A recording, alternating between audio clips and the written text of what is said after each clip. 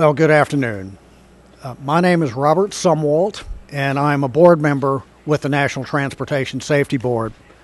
The NTSB has arrived in Birmingham to begin the investigation of the accident involving UPS Flight 1354. Before I go on, I'd like to pause a moment and offer our sincere condolences and let you know that our thoughts and prayers are with the families and the victims and the friends of those.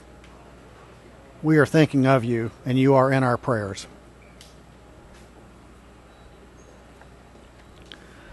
The NTSB, we'll start with that. We are an independent federal agency charged by Congress to investigate transportation accidents, to determine the probable cause, and then to issue safety recommendations to keep those accidents from happening again. And that's what we're in the business of doing.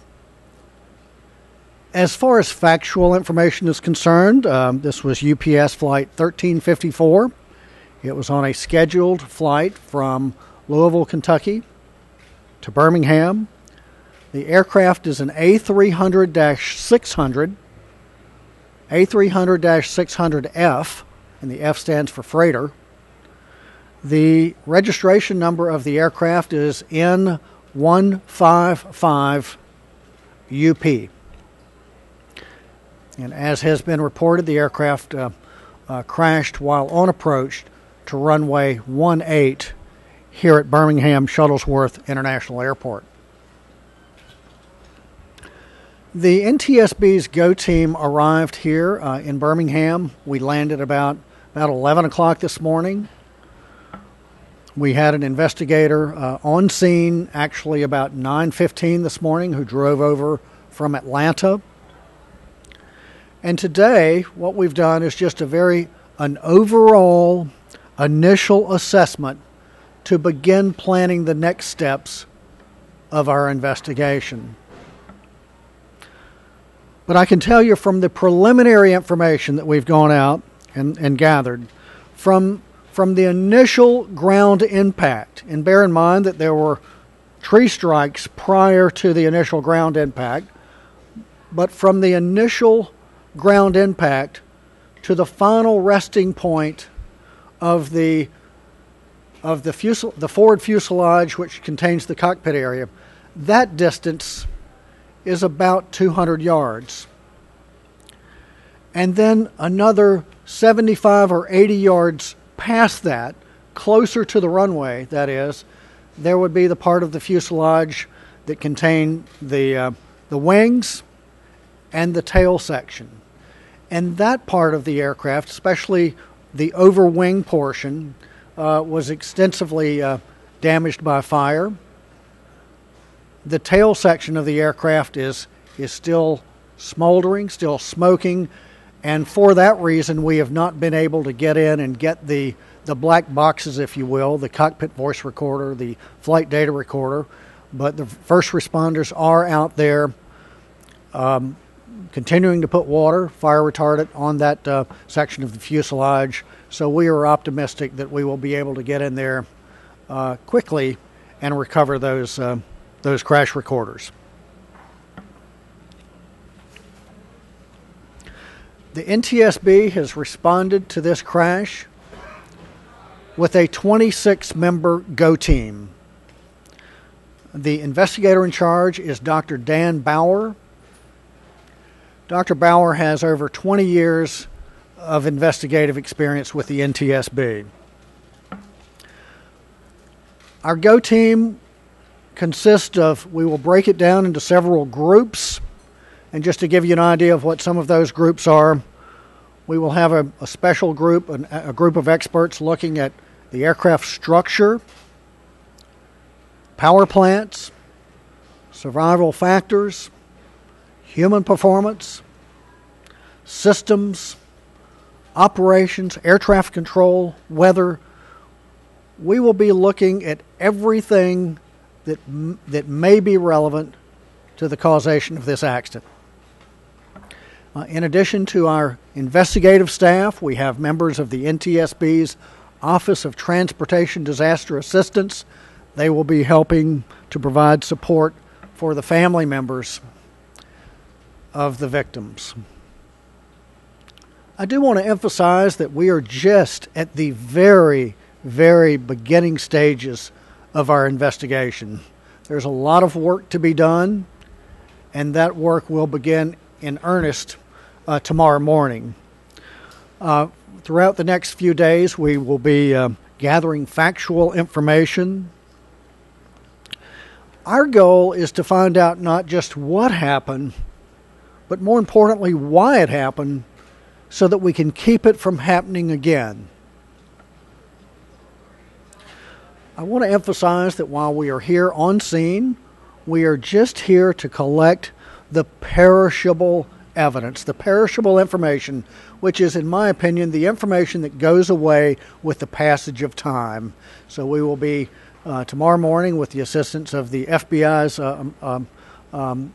ERT, Evidence Response Team. They will help us to document the wreckage. They have special measuring devices that can very precisely help us diagram the wreckage.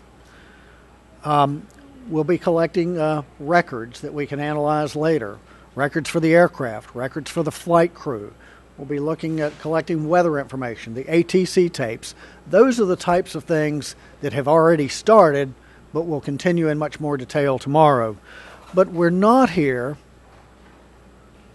in Birmingham. We are not here to conduct any analysis, and we will not be determining cause of the accident. And nor will we, in any case, speculate on the accident. We will be providing updates as we have information. We will be doing press briefings when we have information that we can share with you once we find that information. Eric will be giving you some information in just a moment on how to follow us, but I would encourage you to follow us on Twitter, and our handle is at NTSB. And we also put out press releases on the NTSB's webpage, www.ntsb.gov.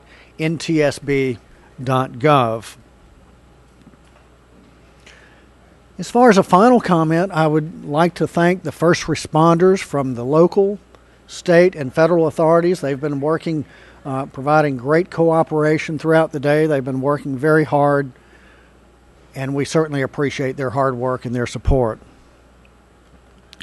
I'd be delighted to answer any questions that you may have, and we'll start with right here. Sumwalt, David Phillips with ABC News. Two questions. One, did the aircraft impact at the crest of the hill or on the hill? And secondly, No, that's... The second one is a broader question.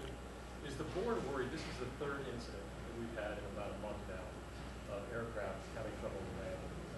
Are we reaching a critical point? Is the board worried about what they've been seeing the last time? So the first question is, where did the aircraft impact? Did it impact at the bottom of the hill or at the crest of the hill? And we will be very carefully, that will be actually part of the analysis. But from the preliminary information, it looks like it came through some trees, and then at initial ground impact we've not been able to go back and look at the first tree strikes. We were just inside the field where the aircraft struck. So we will be going back to the north to document the tree strikes.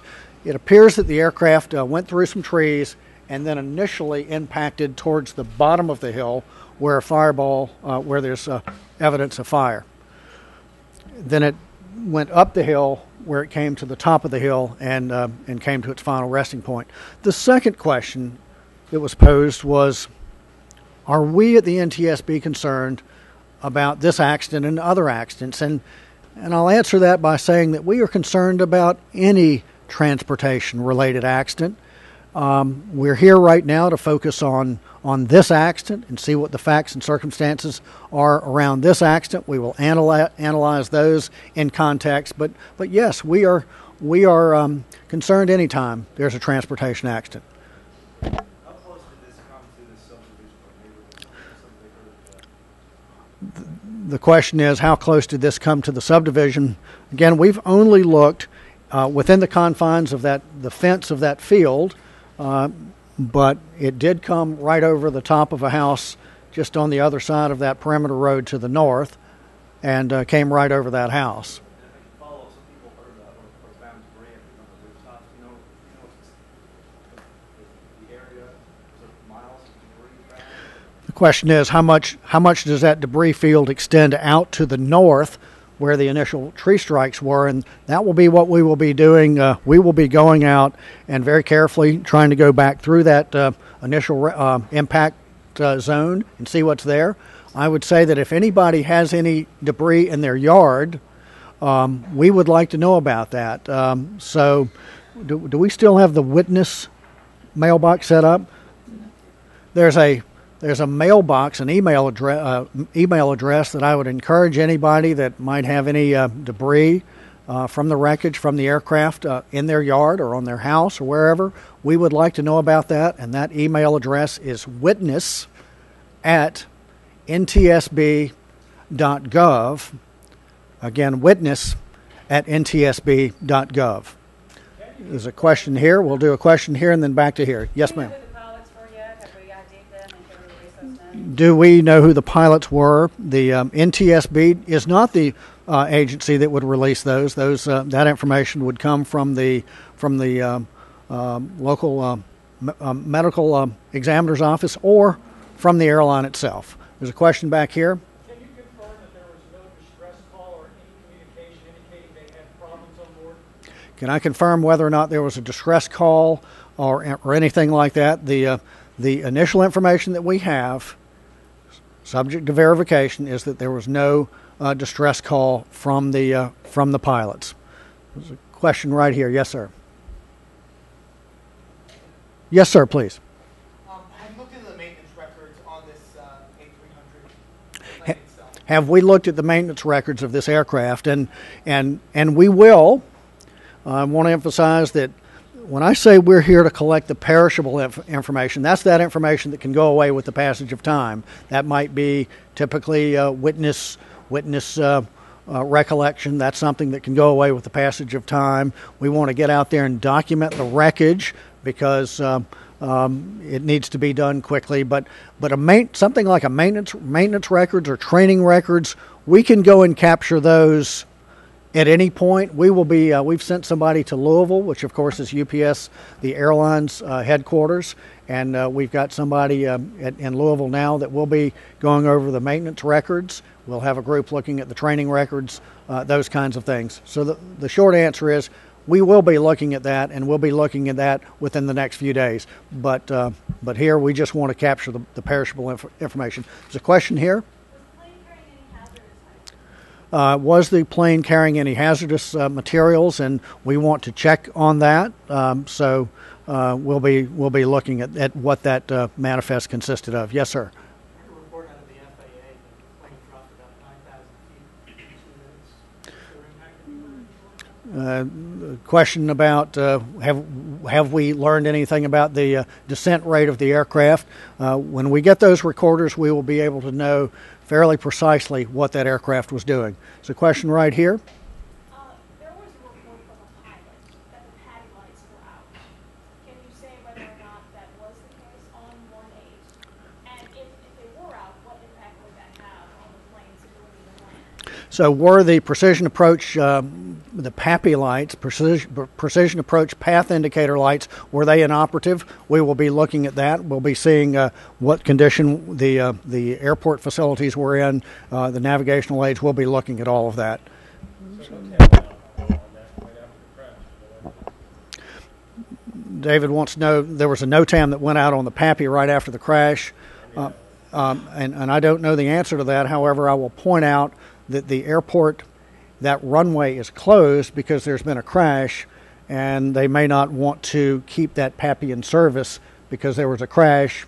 And so I think that's fairly routine to take a navigational aid out of service after an accident. So question here, we'll take two more questions. Question here, and then we'll catch one here. So right here, sir. You said that there's no initial distress call from the aircraft, but were there recordings between the aircraft and the air traffic control tower?